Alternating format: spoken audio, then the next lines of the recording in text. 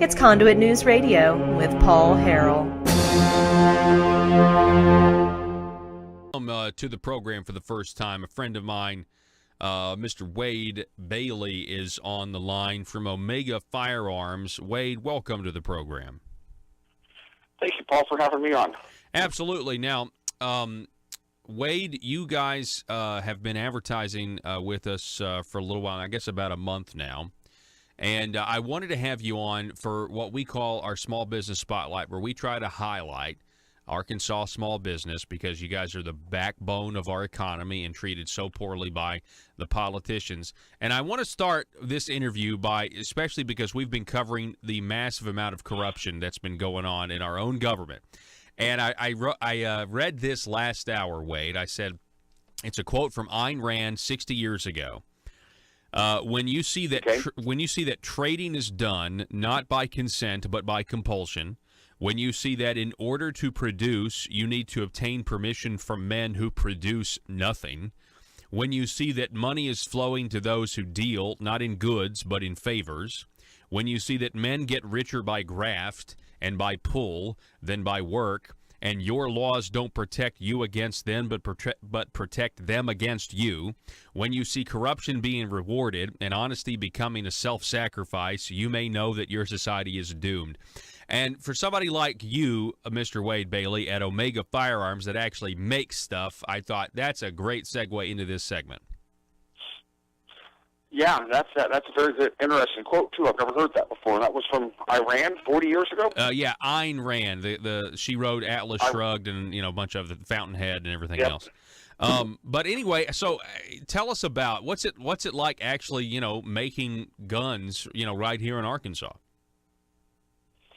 Well, it's actually quite enjoyable. We have it makes it worthwhile getting up and going to work in the day, and I've always done building stuff. My background was construction. I started when I was little working with my grandfather, and I used to build homes and do additions and remodeling, so I've always liked working with my hands, and kind of got to a point where I didn't like driving all over the state anymore and carrying stuff around, and I injured my back, and that made it harder, so had the opportunity. I've been in the gun business since started my corporation in January of 2000 and made parts and accessories and did sort of gunsmithing stuff, but had the opportunity here about 4 years to go into full-fledged manufacturing and 2 years doing it with our name on the side, and jumped on it and have enjoyed it. It's been it's always hard. When we started that, it was almost like starting up a new business because there's a lot of new expenses and things. But it's been rewarding, and it's starting to pay off.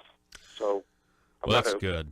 That's good. Group of guys that work with us, and I am actually looking to hire a couple more people. Oh, that's fantastic. We're needing to do a little bit of expanding.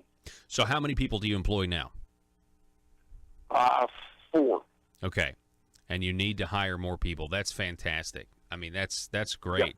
Yep. Well, so the website is omega-guns.com if you want to head on over there, folks, and kind of take a look. And then, Wade, the best thing for them to do, and kind of tell them what the replicas, right, that you're making here, these roller lock firearms. Kind of tell us a little bit about how you got into this particular type of weapon.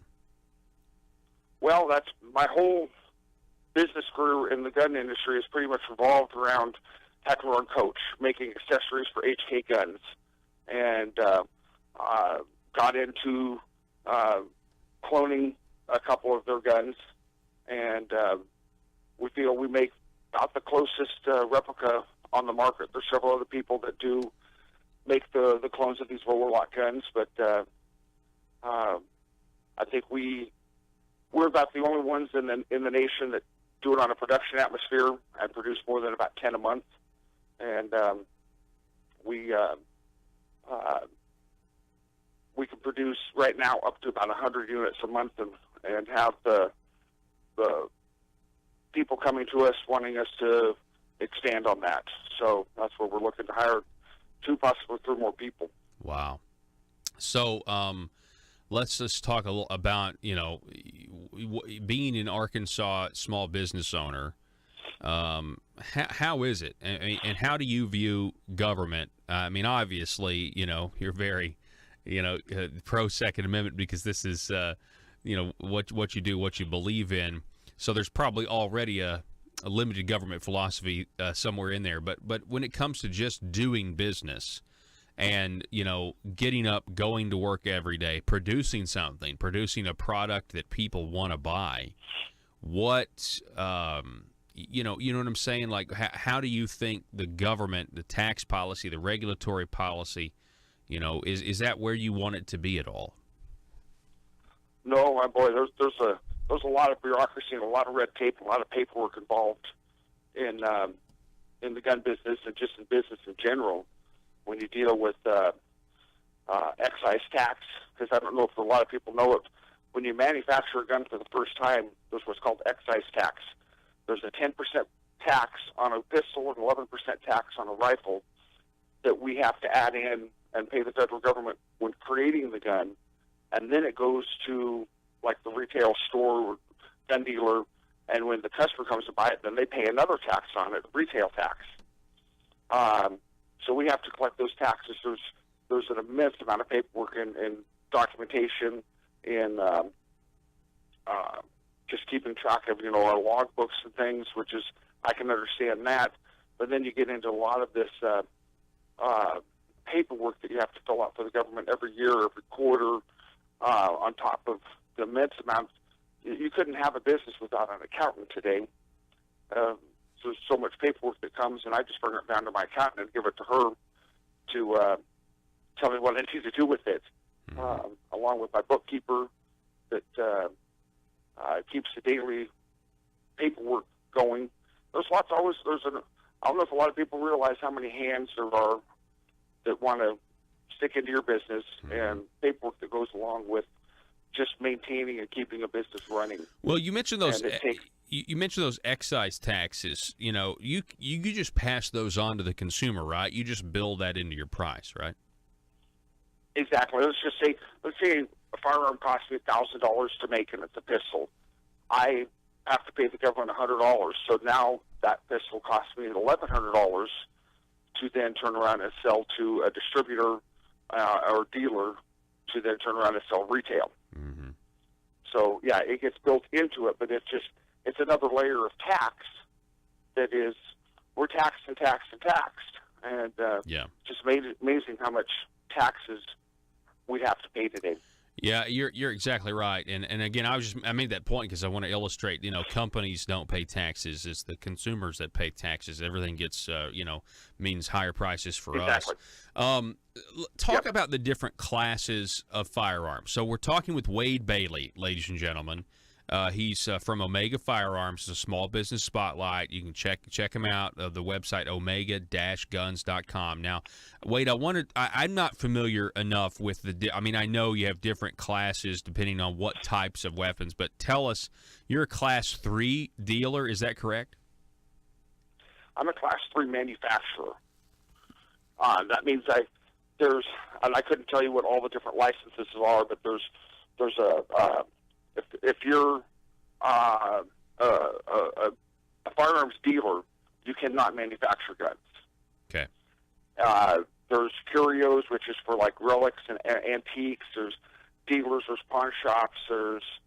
I think there's 10 different classes of actual licenses. I'm what's called an 07 manufacturer with an SOT, which is a special occupational tax stamp. That means I can produce NFA weapons, which is machine guns, suppressors, and short barrel rifles. We do build stuff on occasion, and actually getting to be more regular for law enforcement, and have done some stuff for some military. And that's a lot of times where the SOT license comes in. I have a place down in Las Vegas that has about 70 of my guns that they do out on a shooting range.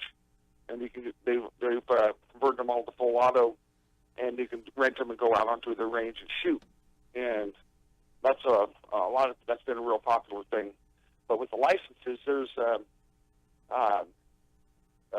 multiple different licenses for dealing with firearms, and then you pretty much, I think, you just got the two classes of you got semi-automatics, which is what you go to Walmart or Dick's Sporting Goods or someplace to buy. And then you've got NFA weapons, which is the short barrel rifles, machine guns, and suppressors, which is more controlled. Yeah. That is, anybody can buy them. Machine guns are banned in 1986, so any civilian can own a machine gun, but it has to be built before 1986. And then there's, again, a tax that's paid with it, and about a year process of a transfer.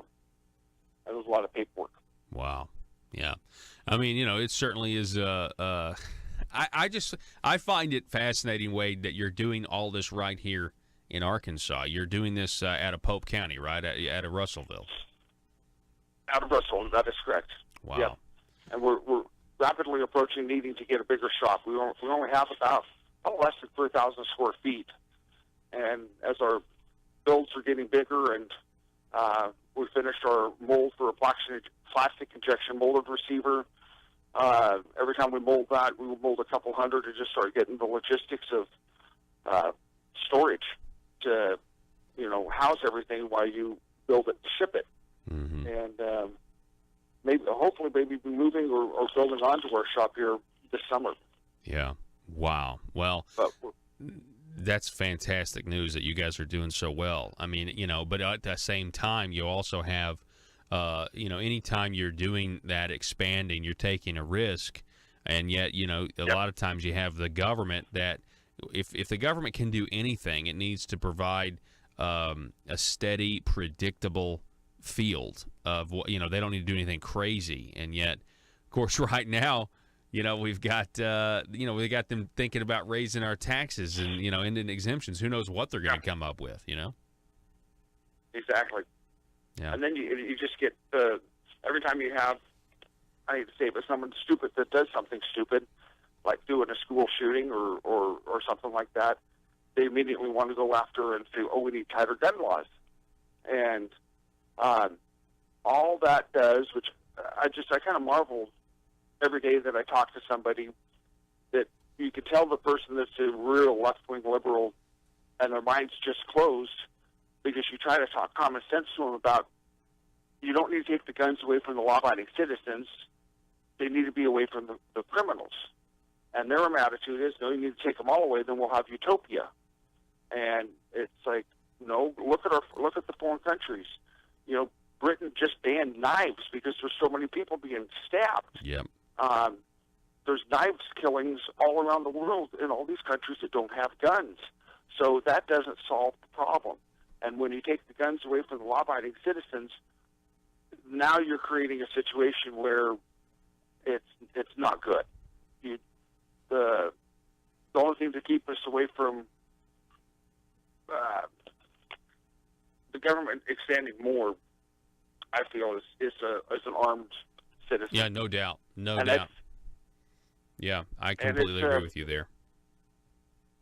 People, if you have an emergency, there's so many documentations of people and situations that having a law-abiding citizen armed has either defused the situation or nullified it to where less people, if anybody, get injured, other than the perpetrator. Yeah. And I think that I'd rather see gun safety taught in schools than sex ed.